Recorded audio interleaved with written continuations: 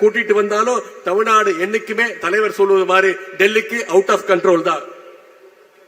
இன்னைக்கு நம்முடைய தலைவர் அவர்கள் கழகத்துடைய துணை பொதுச் செயலாளர் அத்தை கனிமொழி கருணாநிதி அவங்க தலைமையில ஒரு குழு அமைச்சிருக்கிறாங்க, தேர்தல் அறிக்கை தயாரிப்பு குழு.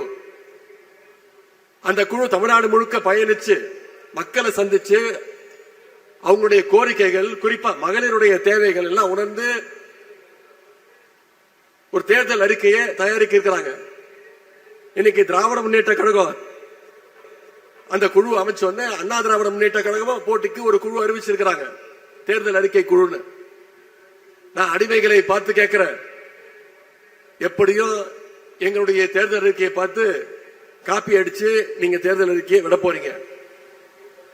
அதிமுக என்ன காப்பி பேஸ்ட் பண்ணாலும் பொதுமக்கள், குறிப்பா மகளிர், தமிழ்நாட்டு மகளிர் அவங்கள நம்புவதற்கு தயாராக இல்லை.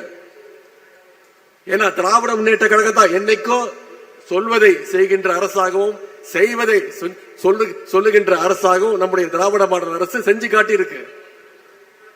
பெண்களுடைய வாழ்க்கை முன்னேற வேண்டும் என்று அவர்களுடைய இடத்தில் இருந்து யோசிச்சு பார்த்து உழைக்கின்ற இயக்கம் திராவிட முன்னேற்ற கழகம். எனவே தமிழ்நாட்டு மகளிர் எப்பொழுதுமே கழகத்தின் பக்கம் உறுதியா நிற்பீங்க. அதற்கு இங்க கூடியிருக்கக்கூடிய இந்த கடல் போல கூடியிருக்கக்கூடிய இந்த மாநாடு சாட்சி. வருகின்ற 2026 சட்டமன்ற தேர்தலில் மீண்டும் கழக அரசு அமைய இங்கு இருக்கக்கூடிய மகளிர் நீங்க உங்களுடைய ஆதரவையோ உழைப்பையோ நீங்க கொடுக்கணும். அரசினுடைய சாதனைகளையும் திட்டங்களையும் உங்களுடைய நண்பர்கள், உங்களுடைய உற்றார் உறவினர்கள்ட்ட எடுத்து சொல்லணும். குறிப்பா எஸ்ஐஆர் திட்டத்தினால கிட்டத்தட்ட 1 கோடி வாக்காளர்கள் நீக்கி இருக்காங்க. வரைவு வாக்காளர் பட்டியலில் உங்களோட பேர் இருக்கான்னு முதல்ல செக் பண்ணுங்க.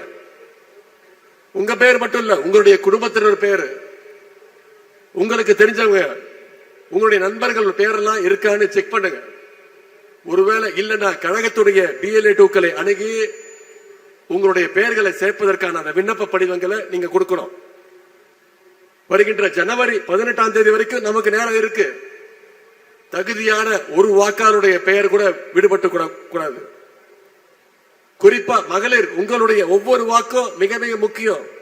உங்க வாக்கு உங்களுடைய கடமை மட்டுமல்ல, அது உங்களுடைய உரிமை. 2026 தேர்தல் அடிமைகளையோ பாசிஸ்டுகளையோ மீண்டும் நாம ஓட ஓட விரட்டி அடிக்க வேண்டிய தேர்தல். 7வது முறையாக கழக ஆட்சி அமைக்கணும்னா, 2வது முறையாக நம்முடைய தலைவர் மீண்டும் முதலமைச்சர் நாற்காலியில் உட்காரணும்னா, இங்க வந்திருக்கக்கூடிய மகளிர் நீங்க அத்தனை பேரும் ஒரு சபதம் எடுத்தாக வேண்டும்.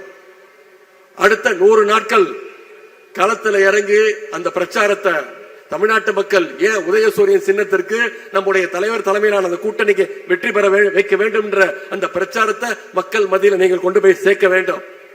அதற்கு இந்த மேற்கு மண்டல மகளிர் அணி மாநாடு ஒரு அடித்தளமாக அமைய வேண்டும் என்று கேட்டுக்கொண்டு, வெல்வோம் 200 படைப்போம் வரலாறு என்று கூறிக்கொண்டு வாய்ப்புக்கு நன்றி கூறி விடைபெறுகின்றேன். நன்றி, வணக்கம்.